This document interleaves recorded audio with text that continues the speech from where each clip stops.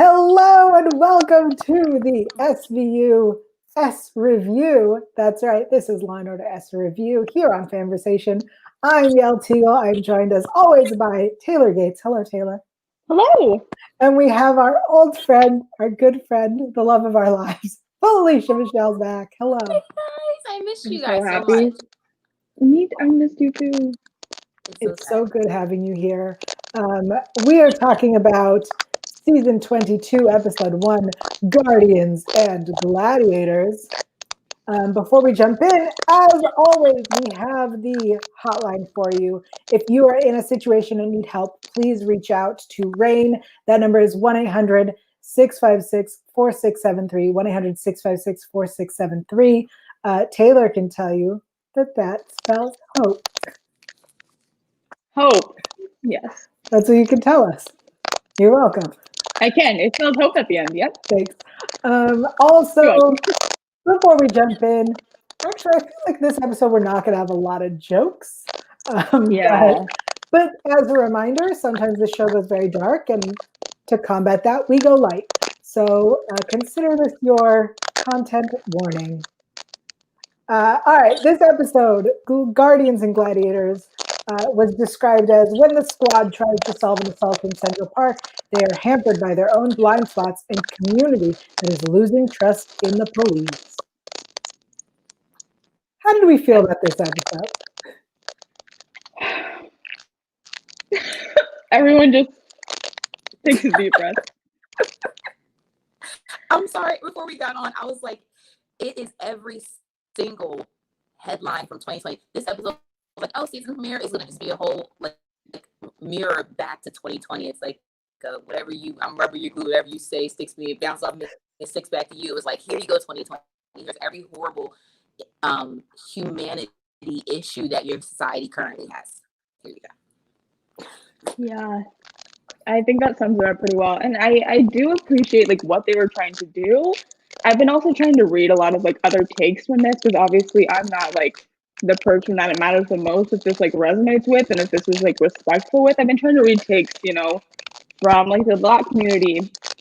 And I think the intention was there, and I think the execution might have been a little off in some places, just from what I've kind of read about what other people have been saying and my own opinions. But I appreciate what they tried to do with it. I'll put it that way. I agree. Here's what happened. All right. I think that when the protest started and everyone started really acknowledging the systemic racism, and when I say everybody, I mean when the white people started realizing this issue, I stopped watching SVU. I have not seen an episode. I took a break because of a concept called propaganda, which this episode was trying to address, I feel. And I know that Warren Light went and spoke to different outlets about his attempt to rectify kind of propaganda and make it work within their story. And that's what this was. So I think that this was a nice attempt. And I think that he brought up some issues. I will say I spent the episode watching and going, because we know our team, right? We know that they mean well, and we saw what happened, and we understand the choices that they made. And our team, because it's SVU, our team is supposed to be in the right. They're supposed to be the good guys, which again brings us back to the concept of propaganda, but they're supposed to be the good guys. And so I felt myself trying to defend Benson this whole time. Like as I watch it going, well, that's not what Benson means. That's not how Benson is. And so it was a lot of me being like, shut up, brain. Like, let it play out and stop trying to defend her because there are issues that need to be addressed. Facts. This spaces of growth that have to be there. It's funny, I had a conversation just last night, less than 24 hours ago, about this, that we're all learning new language, new verbiage, new understanding as it pertains to just different cultures and just different experiences of more marginalized groups in our country. So it's new knowledge to people. So I was trying to defend her. I was like, Betsy is not like that. I know her since 99. Right. My girl is not like that. But then it was like, wow, but you know, she doesn't live the experience that this Black man lives. So maybe she has something to learn, and it's okay to be confronted by things as you know, because it's to bring growth about. It wasn't that you're a bad person, but maybe this is a space you don't see that you need to grow in. Yeah, I felt like, you know, when they talk about her bias, and Finn says her bias is to the victims, and I realized that like she believes the victim, and that's very important.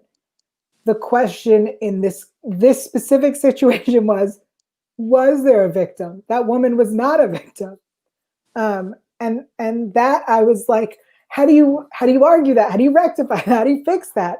It's so complicated. Felicia, what's this face? Talk to me. Because it's like we're in this society and we have access to technology. Technology is the reason why we are 2 time zones away and thousands of miles away. We can connect right now. We have this access to technology. We can easily take out and whip out our phones. But so many people use it. It's as like evil, but it captures evil at the same time. Like this woman was on the phone with the police saying that this man was, and obviously she's the dog walker from Central Park. That's definitely where they took that from. But we'll get there. Oh yes. Oh. I'll tell you all about her. Got a little tea about her, but yeah, it's just like, imagine had he not been recording her to protect himself, he would have been in a way worse situation. But then it sucks because he didn't even do anything, and he was still in a bad situation, like just based off of the fact that she picked up the phone and decided to just be. Oh, do we cuss on this? Can we cuss on here? Yeah, of course. She decided to be a bitch. Like she's just being a crazy ass bitch. Not even a cuss. I thought it was interesting. I've read a couple of takes from other people on Twitter saying that it would have been maybe interesting to like do something out of the ordinary and switch it to like Javon's perspective through the entire episode. So we like see how everything affects him and sort of go away from like just being on Olivia and just being on like our team. And I think that could have maybe helped with like what you especially were saying, Yael, about how you like wanted to like instinctively defend Olivia, like to see how it affects like seeing him getting fired, seeing him dealing with all this stuff. I think that would have been a really interesting way to go about it, and maybe would have like done the subject matter more justice in a way. But I thought that was really interesting. I think a girl named Jazz and Lyrica on Twitter, I wanted to give them credit for that idea. So it wasn't just like me coming up with that. But. No, I think that would have been such a clever idea and so smart, because it did feel a lot like they are trying to tell the story, but they felt pigeonholed into SVU's formula. And I almost wish they would have been like, screw it, throw that out. We're doing this. I will say, Daryl in the chat points out, it could have been much worse. I feel like they decided to center on Olivia, and that made it feel more substantial, because we've definitely had previous episodes. The one that everyone hates, Taylor. Community policing, the first BLM episode. Yeah. Where they brought in an entire different team who did wrong, and then we're like, they did wrong. SVU would never. It's these people that did wrong. And that's what I think they did again this episode, where they were like, we showed up and he was arrested. He was already in handcuffs. We didn't do it. Which I was like, I understand. A crowd was forming. You wanted to talk to him. I understand the thought process. What happened?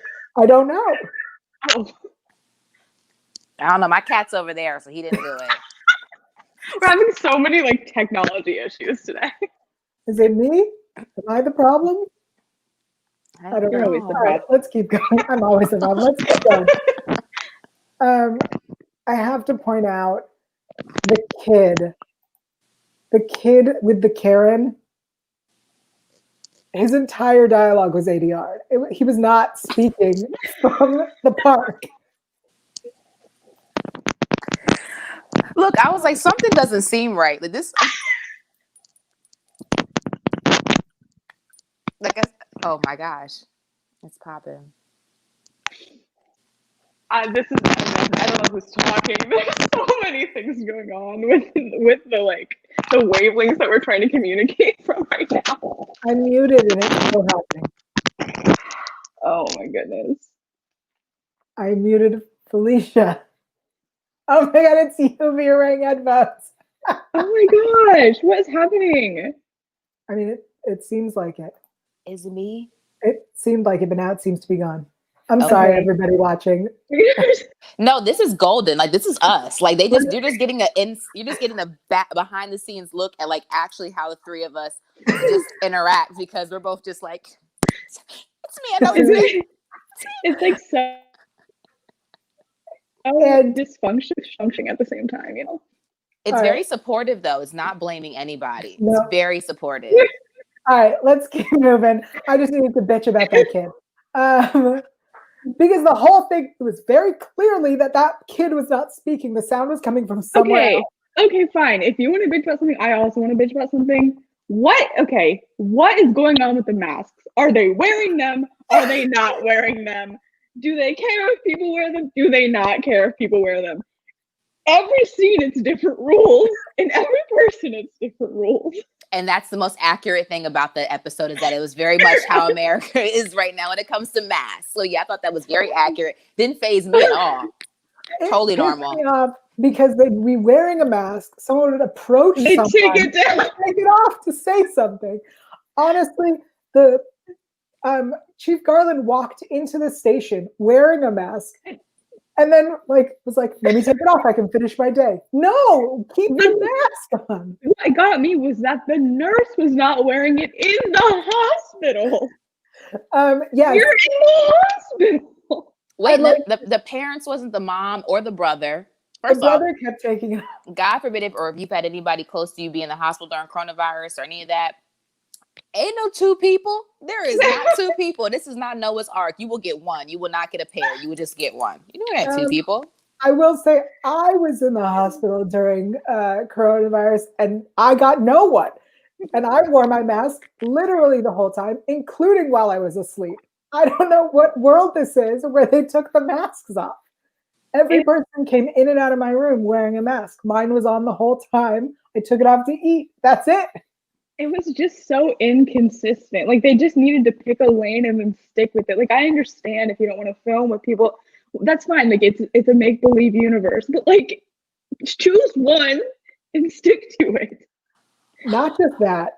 Literally, the trick to get the DNA from Joe was you are required to wear this type of mask. Yeah. No one else in the room is wearing a mask. But we got to give a shout out to our friend. That is Nurse Rudy returning. This is the third or fourth time we've seen him. I don't know, but make him a main. Put him in the opening credits. Like, I love that guy so much. Just like a little splash of medical in there with a little law enforcement. Why not? I mean, if Chicago can have a med department, why can't we? Exactly. If you can work with Warren, like, let's do it. Yeah, to be fair, Warner used to be in the opening. So did BD Wong. Like, maybe he can like have a career progression like Carisi and then end up as like the forensic person on it. That would be awesome. That would be great. I love that. Well, because it's like, you know, like it's like, you know, they get to progress. Right. Even though Carisi as an ADA is. Let's talk about that. So first of all, the entire grand jury, again, I'm feeling like I'm arguing with myself. They had a mask on. They had masks on and gloves. I don't know what glove does for airborne disease, but gloves.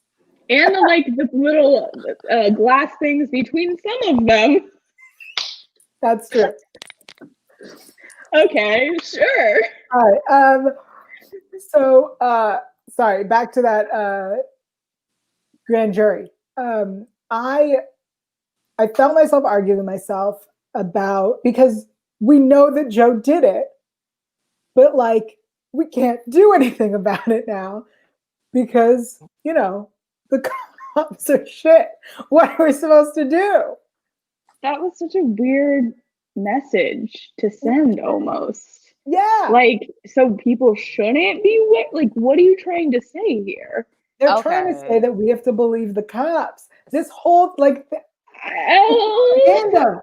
Felicia? Can I just boot? So the problem for that particular scene was for me is that this man sat up here, and I'm gonna be very transparent about this, and I'm so sorry. I'm not sorry at all if I hurt anyone's feelings. This man sat up here and then proceeded to sit in his privilege and then attach himself to marginalized groups of people. One being this Black man that is now taking the fall for a crime that he committed, or just, wrong place, wrong time. And another as this Filipino man who is closeted from his family, and you took your struggle, Kevin, and attached it to them, and then that's how that sent the complete wrong message.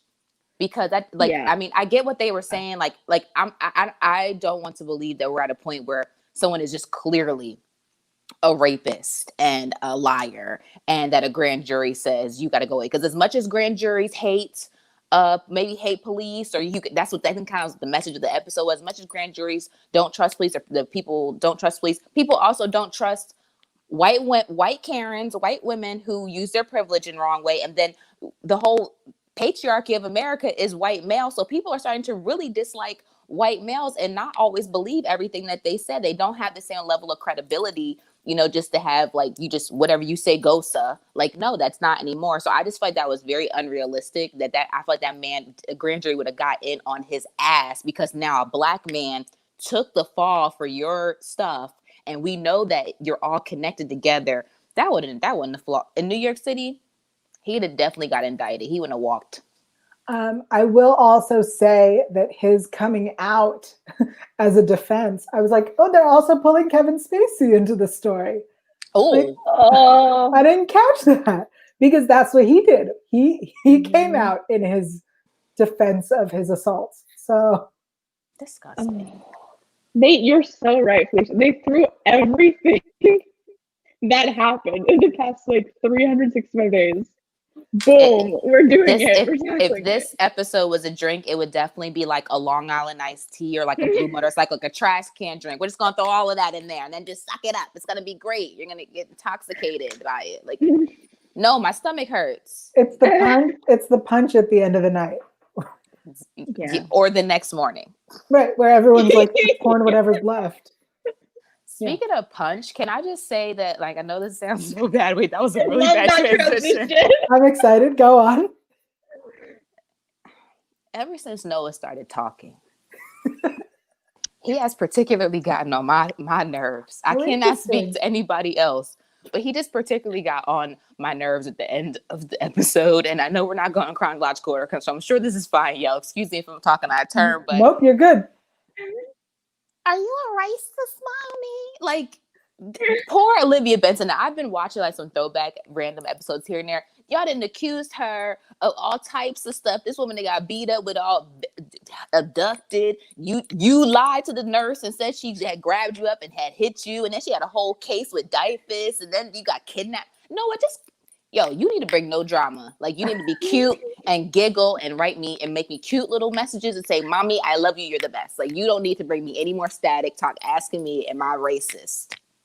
It's funny that you say that, because I felt like this is the first time Noah has not been useless. That said, he says to her, he forces her to apologize. And what does she do? She apologizes for the NA status getting into the newspaper, and then does not apologize about anything. And also, I'm sorry, I don't know for sure, but I can't imagine he wants her to come talk to him at that point. Do not meet me at the park. No, stay away from me. That's harassment. No, you're harassing me because you know my routine. Also, exactly. You send an email or something. Don't come meet him at the park. That's sketchy. So send an email. No, right. I believe that the correct way to do this when you're being sued by someone is that you tell your lawyer to tell their lawyer to tell them, and then the message gets passed through proper channels. I believe that's how it works. But if she wanted to be more personal, but don't track him down do something where like that's not the right thing, I don't think. Look, like, this is a team of people that have gone over borders and brought people back from vacation. So it's just like it doesn't like it in the spirit of being the good guys, they will often bend rules or just laws that we know as like private citizens. Like, in real life you can't do that. Honestly, and yet they say we're by the book every 2 seconds. Like, okay. Favorite line. I wonder if there's like a count for how many times said that was by the book. We did it by the book. It's Probably interesting like 2 you million. say that because this whole episode was brought up by the idea that cops cross the line. And and then we didn't deal with the fact that our cops, Amaro, Stabler, Finn for sure, have crossed the line. Olivia has crossed the line. There's one of my favorite parts where she elbows a guy. It was really great. In 911 is the episode. Anyway, just our cops cross the line, and we haven't addressed that. And I really thought that in this one, at least Benson would be like, look, I'm not like my old partner, because Stabler would beat the crap out of people all the time. Heads would roll. Yeah. Anyway, that's very interesting. I want to talk a little bit about Garland and Finn, because I think that their conversation was, I would say, the most interesting. I also have to say that when Garland said, we are both black and blue, I definitely expected Finn to point out that blue is a choice.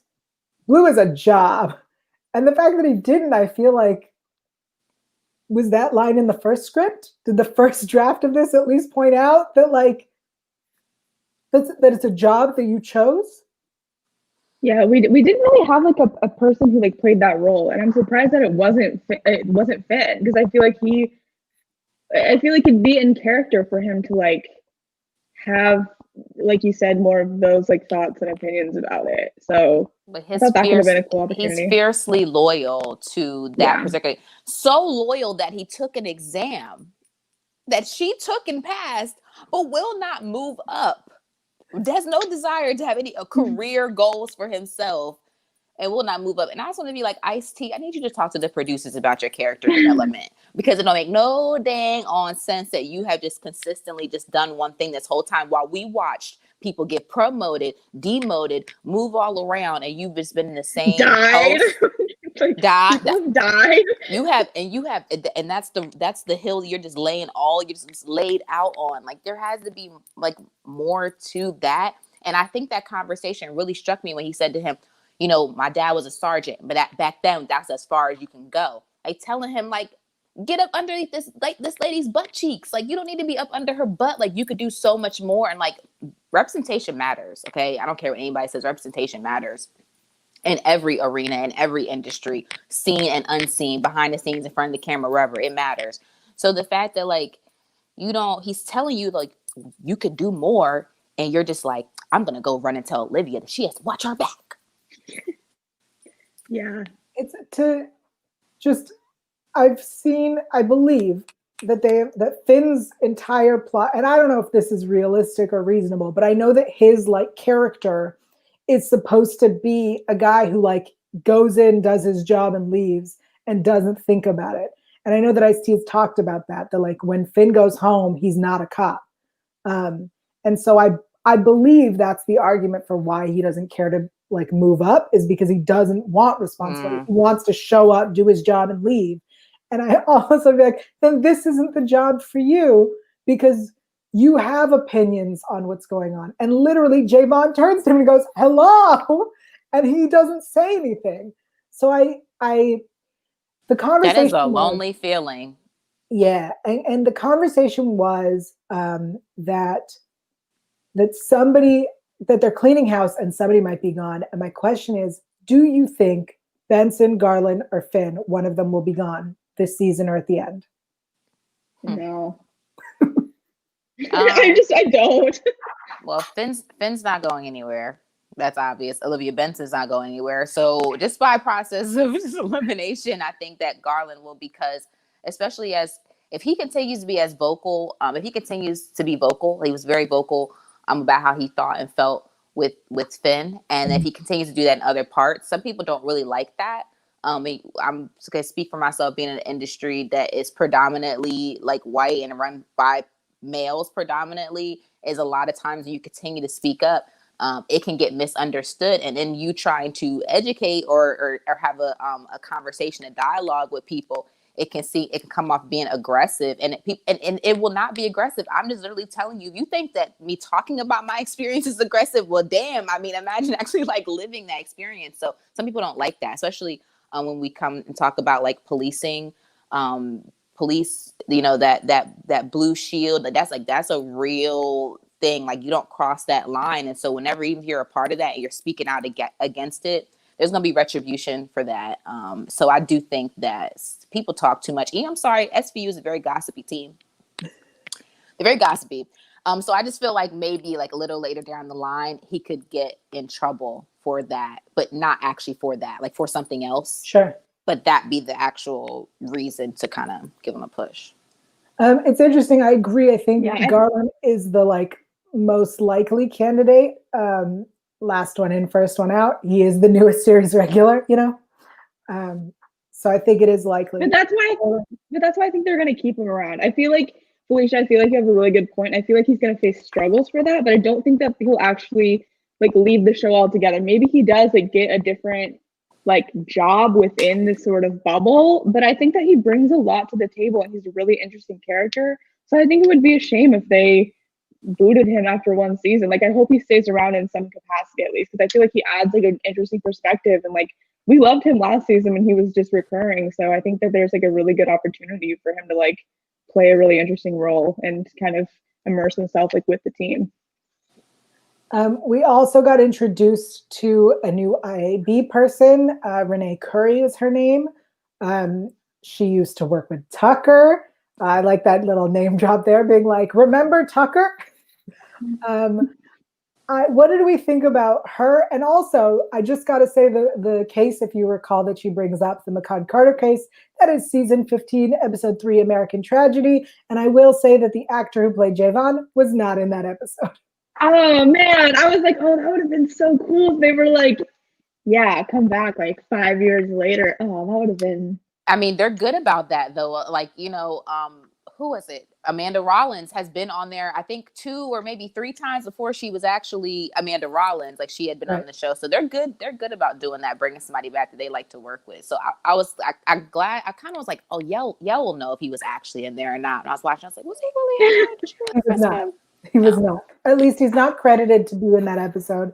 And it would have made sense if, like, 2013, he happened to have been in an episode in a small part being stop and frisk. Like, that would have made sense to bring. They could have literally gone back to anyone who was in that episode and been like, who's available? That's what I said. I'm sure that would have been the continuity, like, would have been. Well, they didn't. Renee Curry, any thoughts on this YAB lady? She was pretty kick-ass. I mean, I liked her. I hope she comes back too. Yeah. I'm all for bringing new people. Like, I've liked our new people lately. Like, Kat was like a great addition. I don't know. Because I mean, Tucker was like the IAB guy. So let's have a new IAB girl coming around every once in a while.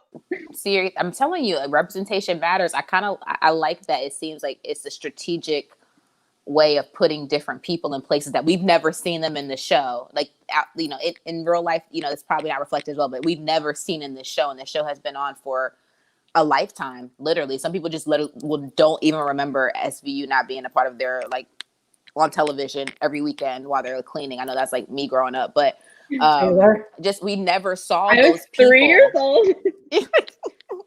So young, so lucky. But like, we never saw those people, so I think it's a really conscious effort. I'm hoping that it is on casting and on writers and the directors and producers of the show to say, you know what, let's like really diversify our show, because so many people watch SVU. Like, it's not like, people like, oh, this is our target demo. Like, just throw a blanket across America, and that's like SVU's target demo. Yeah, that's a good point. I agree. I think that's really why this episode had to walk that line that they did, and why they didn't do more. People not ready. People have not yet arrived to that point. And you got to remember, like, we're all a part of a particular generation. So for us, we grew up with more open minds. And there are just people who just have not arrived at that particular moment just yet. So we're like waiting on them, but they're also watching the show. And so for us, we're like, that's not radical enough. That's not a big enough change. And there's other people who are talking with their girlfriends like, did you see that on SVU last night? I can't believe it. I was so offended. Like, it's rigged. Like, the people are just like saying stuff like that. So for some people, it was prolific and mind blowing, and they actually probably learned something. For others, not so much. That's a good point too. Yeah, I feel like seeing the Facebook and the IMDb comments, and I'm like, oh wow, like exactly what you were saying. And then the other section on Twitter is like what you're saying, like it's not progressive enough. So yeah, they are trying to walk that line. I think that's a good, like, insightful point, because everyone They didn't say anything has a overtly different like. place There they're at. wasn't like, oh, sorry. Hello. Okay, sorry. No, you're There's good. no like. There's no like. There's just I'm so feedback. sorry. I think it's like a little delay. Sorry. I don't think anything was any deliberate misinformation, and that was most important. Y'all didn't like hit the nail on the head, but you didn't like chop out. You didn't like hit the wood and like mess it up or something stupid. I don't know. I can't build stuff. It's just a terrible analogy. It's a great analogy. But you might not hit the nail on the head, but I don't think it produced any more damage or any disinformation than is already out there. I would have liked them to do more. I would have liked to address the idea of this white guy shouting defund the police, and then the police showing up to his house and then being like, I was just kidding. I was just kidding.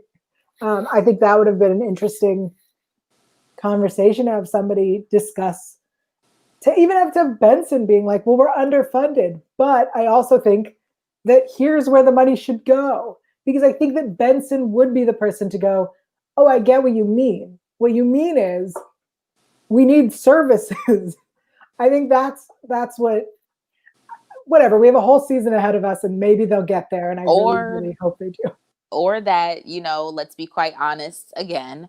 If you're upset at somebody yelling defund the police, you should be equally as upset that education is defunded every single year. Defunding does not mean dissolve. We need to open up a Webster's dictionary and literally understand what just the definition of the word meant. I think what people should have said is reallocate funds. And I think if it was like we're going to reallocate funds, it would have made more sense. All people are saying is trying to defund the police is they're not really trying to have military. You don't need to buy military grade stuff for your local police department. Like you don't need that.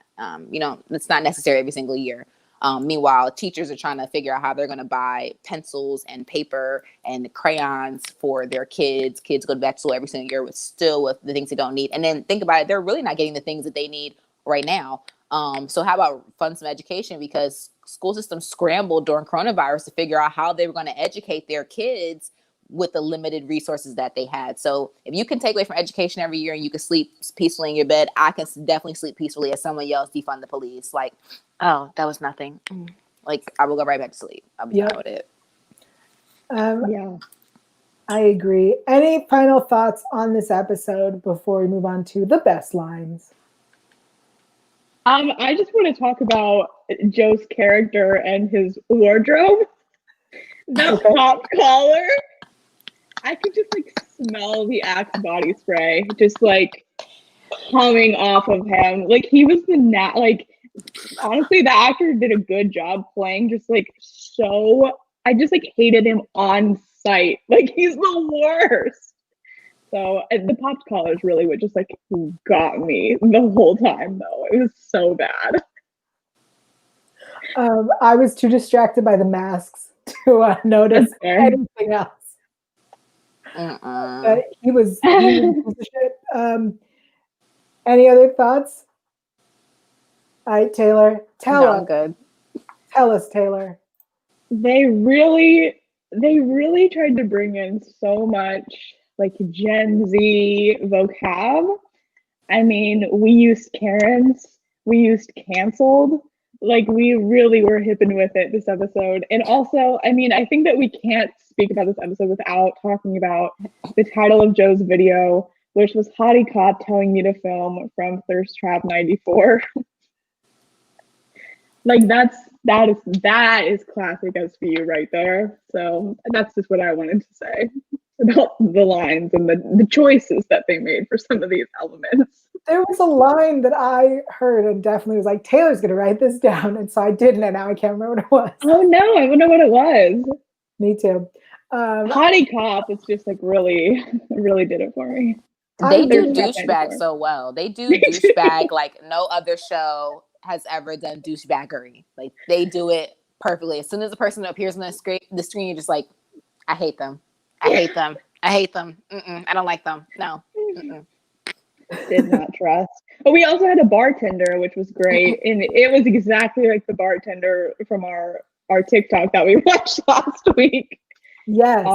He was great. Loved him. He was the most Irish. He was incredible. It was like, oh, it's an Irish pub? I got this. He was like, cannot not be Irish. This guy got off the plane from Ireland 2 hours ago. Yeah, and opened this pub. He doesn't know anything else but Jameson? Is that what you're saying? It's Jameson and Guinness. All they have there. Those are your options. All right. Oh my gosh. For those who may have missed it, and I used to feel like some of the episodes were very clearly ripped from a headline that everyone was aware of. And then we found out that that is not, apparently people are not always aware of these things. So yes, this episode was very ripped from very headlines. Very. You heard me. And the first one is referred to as the Central Park birdwatching incident. Not what I call it, but yes, the Central Park birdwatching incident. So in May 2020, May 25th. I was like, this was 2015. Like, I know this is a long year, but like, was it 5 years ago? Sorry, May felt like 5 years ago. May 25th, 2020. Reading is hard, everybody. Amy Cooper, a white woman walking her dog, and Christian Cooper, they are not related. I kept referring it to as the Cooper case, but apparently that's not what anyone else is calling it. He is a bird watcher, and this happened in a part of Central Park called the Ramble, which is where the episode took place as well. So she had her dog without a leash in an area that a leash is required. He requested that she put a leash on the dog, and she called the police saying that she was being harassed and threatened. And the video went viral. And not just that, because I have it for you here. Taylor, tell us about this video. Yeah, so the woman who posted the video is now a writer on SVU, I've discovered recently, which is really interesting and just like, what? Like, that's crazy how reality is actually very much meeting fiction in this case. So yeah, if you didn't know, Melody Cooper is the one who posted it. Cooper case. Cooper. Yeah, I think it was her brother. Yeah, it was her brother, was Christian Cooper. So that makes sense. I guess they were together. Or she posted it. I don't exactly know how it all went down, but yeah, the original video that has 45 million views right now, extremely viral, was in the news and everything. She's a writer on the show now.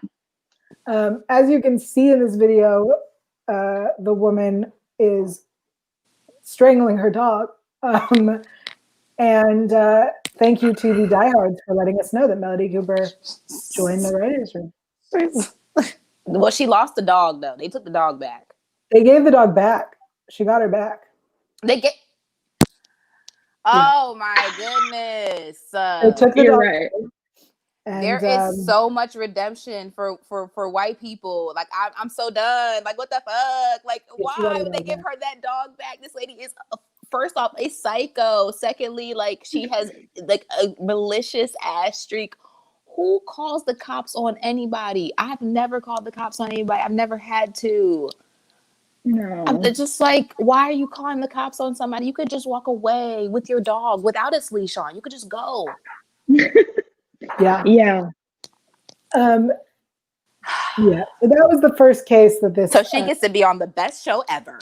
And she gets her dog back. Did the dog want to go back? Did anybody ask the dog how the dog felt? Did anybody ask the dog, did they want to go back? Did he want to go back there? Based on the way she was strangling him, I don't think the dog did. Let me say something. I felt so bad for that dog. I'm like, I could think about the game Hangman. But that's the dog. The dog is just literally hanging like by his neck. Imagine like you're hanging by your neck and you like, I don't ever have to see that crazy bitch ever again. And then like, you're going back home. And your mom's got a new job working on a great television show. Wait, she got a job on a TV show? Oh no. I think that okay. So it was the Karen lady. Amy's not the one who's writing. Okay. There's too many Coopers. I think that's what okay. I think I'm like confused. Okay. No. So the person who posted the video was Christian Cooper's sister. So the birdwatcher's sister, and so she is the one who I guess witnessed it and put it on Twitter, and she is now writing SVU. The Amy girl, she got her dog back, but she's not writing for SVU. Okay. We still hate that, but I feel like she also got fired. I think she did. She got fired. Yeah. And her affair with the married man was exposed like the next week. Yeah. Oh, I didn't know that part. But I wasn't following her story. She was messing with somebody's husband, and then once that, I'm just trying to tell you, like, internet is ruthless. Cancel culture is real. I'm deathly afraid of it. Here's the thing. I have to say this. Cancel culture is not real. Consequences are real. Yeah. Consequences. You do something shitty, there are consequences. Oh yeah, no, there are consequences. But people, okay, for example, like, okay, I was talking about like randomly, like cancel culture, like with Kevin Hart. Like everybody they canceled Kevin Hart so many times from one thing that he had said. I think back in 2009, he had made some like homophobic jokes, and that's like the reason why he wasn't able to host the Oscars. Like all these other things happened. So like I feel like that's cancel culture when you have already apologized or tried to make amends as best as you can for something. To be fair, that one specifically, he did not apologize. He also then went on to make even worse comments to Lil Nas X about asking him why he did he say to Lil Nas X? He was like, why do you have to come out? Why do you have to tell everybody this? No one cares. Where was this at? When did he say this after he got canceled from the Oscars? That said, I do think consequences for things you've said, if you're going to stand by them, then take the consequences. I know there's going to be another episode all about cancel culture, so we can expand on that. Alicia, you'll definitely come back to that episode. But some people deserve to be canceled, and that is their consequence. Like you should have no more. Like one of my favorite singers of all time is definitely canceled. Like R. Kelly is like canceled. Like it's over for him. Like it does it hurt my little musical heart to have to skip you? Yeah, but it hurts my soul to know like what you did, and therefore that I'm cool with you being canceled, but there should be consequences. But if somebody tweeted something back in like 2000 and when did we have Twitter? Freaking old. 2009. Somebody tweeted something in 2009 and it's 2020. And if they've apologized or tried to learn or be better, then okay. But if they double down on those things continuously through the years, then I think, okay, maybe we need to like have a conversation about how you actually feel about people. Right. I think that if you apologize and learn and, actually do better, then you deserve to do better. We will continue. I'm going to skip the real SVU news because we still have so much more to talk about. But I do have actual show news. Wait for it. There it is. Look at me with my banners today. Okay. I love it. So our showrunner, Warren Light, had an interview in TV Line, and I will tweet out the link, but I have the bullet points for you. Here's what we know. So at the end of last season, there was discussion of someone from Stabler's family appearing, and then Stabler was going to appear. Here's what we know. Stabler is not returning to the Law and Order verse until his spinoff, Organized Crime, which is supposed to debut in 2021. If he'll be on SVU or not is still to be seen. Rollins and Carisi are just friends. Thank you. I knew it. With really bad Yeah. timing. No, I'm skipping the last part. They're just friends. That's the quote. That's not canon in my mind. I'm sorry. We have guest stars Ricky Lindham in episode 2 and Tamara Tooney, who plays Emmy Warner, is returning for episode 3. Love. Also, Kat, this season, Kat will strive to be less impulsive. That doesn't mean she'll be any less outspoken. She's a different generation from her squad mates, and she sees through a different prism. It's a learning curve for her, but also for her superiors. I'm so excited. I love Kat so much. I can't wait to see more of her. Me too. I got so excited because like we've been watching old episodes, and so when she like popped on, I was like, oh yeah, Kat's like a part of the team. Like I forgot that was like a thing now. I was so happy. I do really love Kat on the show as an addition to the team. She's incredible. But I also really like that she is a different generation. That like I totally am like, yeah, Kat understands what's happening. Whereas like now everyone seems old. They do. They think different, but so much similarities between her and like early seasons Olivia, which is so exciting too. Yes. And the last bit from this interview is about Sir Toby's trial, because we're like, what the fuck is happening with that? Yeah. It has been postponed, mostly because of COVID shooting restrictions and issues. So for the moment, here's the quote, for the moment, we'll be keeping things local, which means Sir Toby gets the delay he's hoping for. We assume he's out there intimidating witnesses and tainting the jury pool as we wait. That's reassuring for sure. Yeah. Great. So that interview, I will tweet it out after our show. But those are the highlights. Those are the bullet points that you need to get from there. Awesome. Thank you. It's hard to take that so seriously when, again, we don't even wear the mask in the show. Like, we don't. I'll at some point in the epicenter of the country, coronavirus. But that's why that's okay. That's fine. I just needed to I just want to make it real linear for me. Like, make it apply to all places. Like, when it doesn't apply some places and applies in others, it kind of throws me off as a viewer, and maybe just somebody who just I don't make sense. That's all. I honestly wish they would have just either ignore it, be like there is no COVID, or do it, or wear the masks. Like, I think it's reasonable for us to watch a show where they're all wearing masks. That's the world we're living in right now. And also, they're actors. Their emotions should be coming through in their tone and their body language and their eyes. Just ADR, like the kid in the park. Yeah, don't do that. Well, maybe they were working backlash because I know that this had the particular scene, as he's announcing if you watch This Is Us, I'm about to ruin it for you. He announces to his sister that he's and they had their mask on, and people were quite the premiere episode of that show that they really dived into what was happening with coronavirus, and were practicing social distancing on the show and practicing mask. People, because we're like, this is supposed to be our escape. I'm like, well, maybe the creators of Law and Order were trying to figure out a way to teeter between those two lines. The same way that they teetered, with the big matter of this particular episode. Like, maybe it's what we're trying to do, but it's just a mask. I honestly either do it or don't. Pick a lane, like I said. Choose your fighter. Which one are you going with? Yeah. And honestly, like, if I was just person, like, being that, like, please just put this, because we are actually in a global pandemic. So I just really, as a person, as my own self, will really, we all wore masks. It authenticates the show and the story.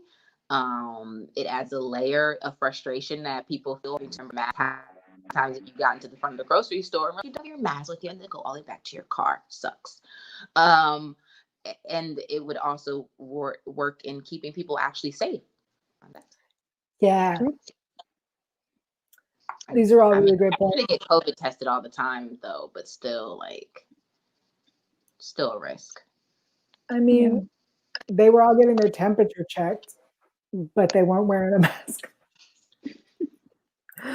But that kills me when you go to the store and they're just like, Burika, like they're not accurate either. Those are not. If I have coronavirus, this will not tell you if I have coronavirus. It won't. I went to a doctor's appointment and they checked my temperature, and I'd been in the air conditioning in my car because it was 100 degrees here. And they were like, well, you need to wait till your head cools down or heats up or whatever. And I was like, that's not a good sign. Oh, wow. 82 degrees. That's a little chilly. I got denied. I walked into the store and I had just walked from like parking and I am in Louisiana, just very humid. And it was like literally August. So it was hot. And they were like, oh, yeah, you need to. I said, I just walked. I got my mask. It had to come back. So one whole time. So yes, I'm sweating because it's hot outside. Truly, though, I took a shower and then I checked my temperature and it was like 103. And I was like, oh, I did just take a hot shower. Like, I guess like, maybe I should wait a second. I was like so scared. I was like, oh my gosh, I'm sick. Like, no, I just took a shower. You gotta keep going. I want to give a shout out to Jay Ruiz, who left us a comment on YouTube. Here it is. Love you guys. I remember listening to you guys on AfterBuzz TV. Just a thought, maybe the show has got a lot of rappers because Ice-T was a rapper. Because last week we were discussing how odd it was to have so many rappers on this show. That's a good point. That's true. Thank you, Jay Ruiz, for your comment. Oh, there we go. Awesome. And now our usual segment from Taylor, the weekly poll. Taylor, last week, what did we do?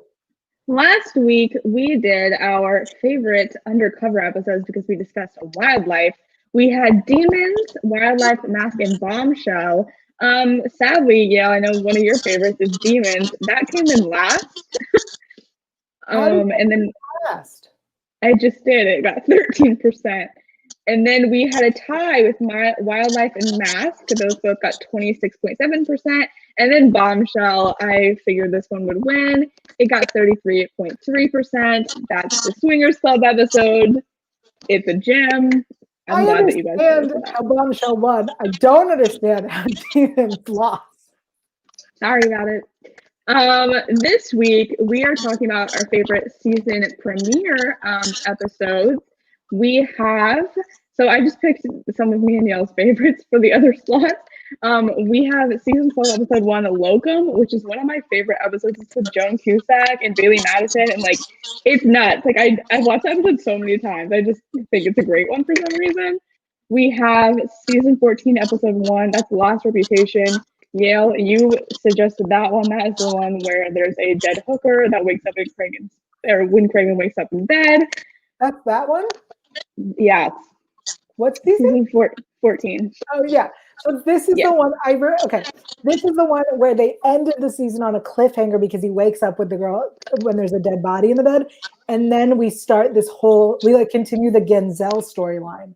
And it was, I think, one of the first times that we ended with such a cliffhanger. Yes. Clearly, this is a cliffhanger. And so that was I had been waiting for that premiere for all summer. It came, and then I was so confused about Genzel and the other madam and like that whole storyline. You have to watch all of those episodes back to back to get the story. Yeah, well, that leads me into our next option, which is season 15, episode 1, Surrender Benson. That's the Lewis arc. I'm not a fan, but I knew that I would get screamed at if I didn't include it because other people love those episodes. So Surrender Benson is one, and it's currently winning, which is no surprise to me. And then, of course, we have the one that we just talked about, Guardians and Gladiators, which I always want to say like Guardians of the Galaxy because that's a movie, but that one's called Guardians and Gladiators. Felicia, you got a favorite season premiere? What's the name? See, listen, I will tell you every guest star, every scene, every plot. You can miss me with the numbers and the name, but it's the one that left on a cliffhanger because I remember that summer and I was just like, but I know he didn't do this. Like I would just be randomly doing stuff like riding my bike, like I know this isn't right. I need this to come back on again because it just doesn't make sense. It just was so out of character, and I think that was probably one of the most highly anticipated points of the whole entire series. So I'm gonna go with that episode because we were waiting for it for a very long time. Yeah, that really was the one because he woke up and we're like, but he's sober. Like that, how could he have, he's been sober for however many years. Like, wow, that's crazy. It was such a good one. I think it was one of the first times where it felt like a season premiere. Whereas all the others feel like an episode. Yeah, exactly. Some of those are so good though. Locum. Locum's a great episode. I never realized it was a premiere. So I'm just saying, like, is this episode like really even in the running when we compare those? I added it because that's the one we're discussing. I mean, we have right now it's getting 11% of the vote. It's tied with Locum right now, which makes me a little upset, but that's fine. Like this up time though. Yeah, so vote for Locum, okay? Yeah. Anyway, so good. All right. That's the poll, and we'll tell you where to find that in just a bit. Thank you, Taylor. I think we started last week with a what did we learn? That was a segment we decided to start last week. Yeah. What did we learn this week? About that. I forgot about that. Well, because last week, what did we learn last week? There's something that I never did anything. Well, Olivia learned that she has implicit bias, and that's good. I'm glad that she learned that. That's my answer. But what did we learn last week? Last week? I'm going to give Felicia an example because it was something. Yeah, that's a good. I actually don't remember. It's something that we didn't do anything. Oh, I think it was just not to smuggle things into the country.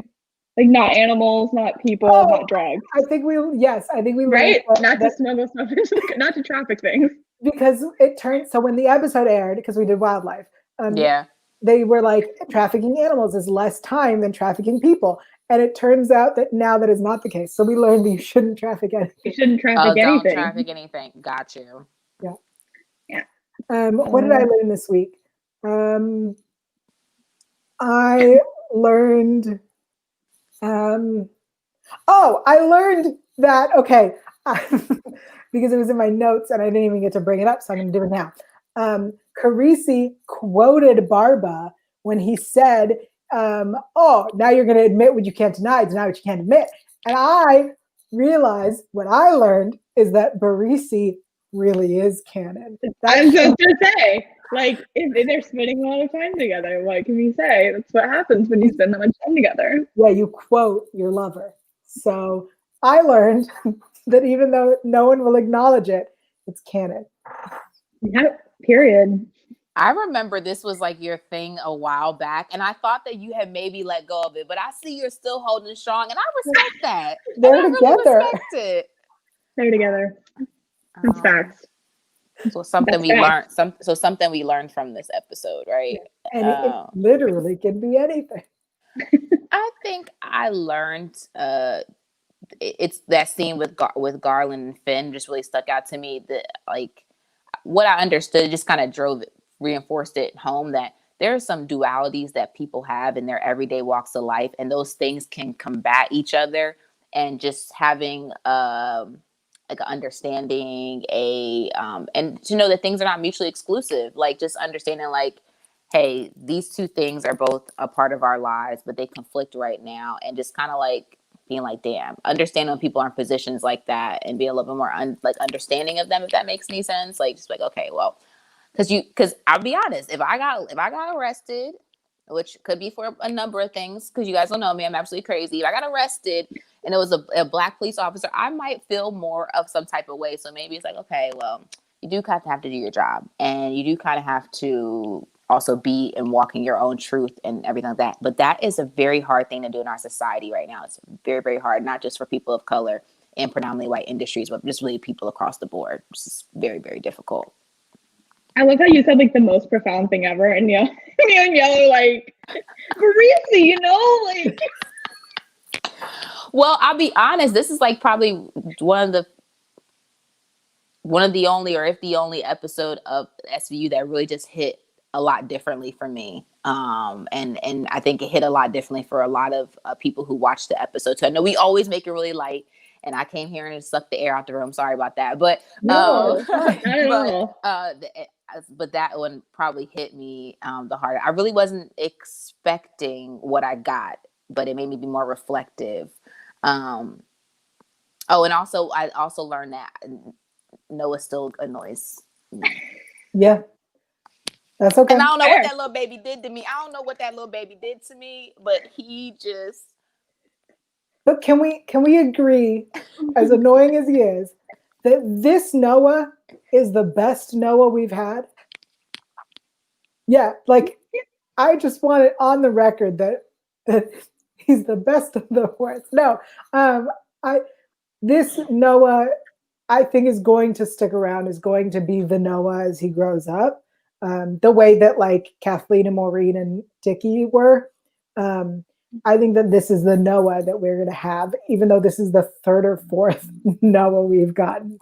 And his look has changed too. Like, you're not, I mean, I know y'all picked a little white baby. He was so cute. Y'all picked, but like he had like really straight, super, super dark hair. Mm-hmm. Now he's like, what is it called? It was brown and blonde, like.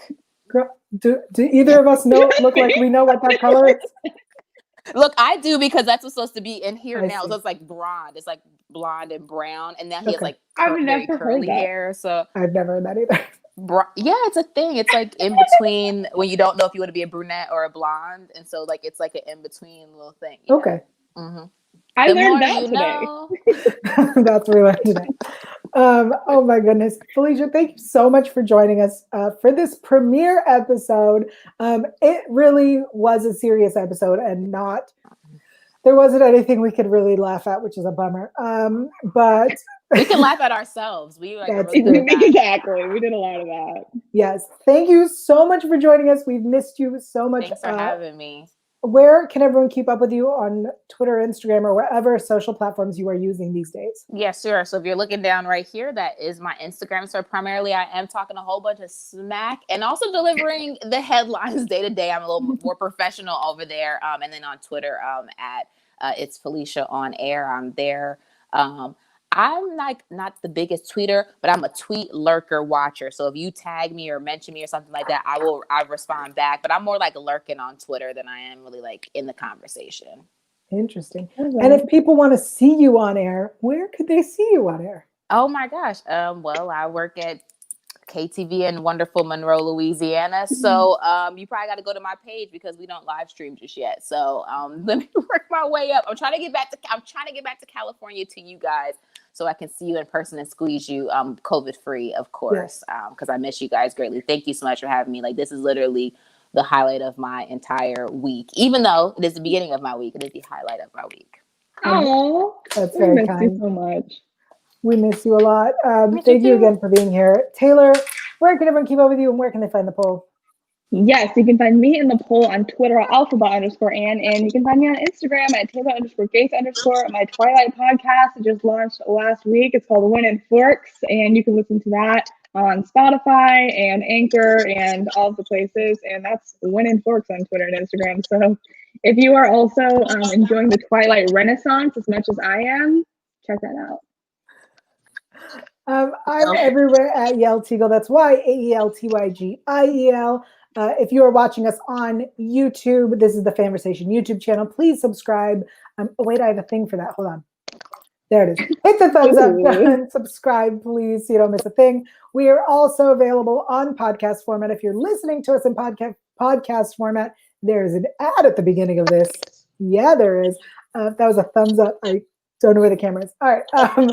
Also, I'm after this, I'm on a show called Super Lady Hero Hour, where we talk about everything superhero related. I also stream on Twitch, usually on Mondays and Wednesdays. And I'm very bad at video games, so come laugh at me. But also, I'm about to start a new video game for the holiday season. And if you want to check that out, tomorrow, twitch.tv/ELTeagle. That's this. There it is. Cool. I think you're caught up. We'll be back next week on Sunday at 2 p.m. Pacific, 5 p.m. Eastern to talk about more SVU here on Law and Order SVU.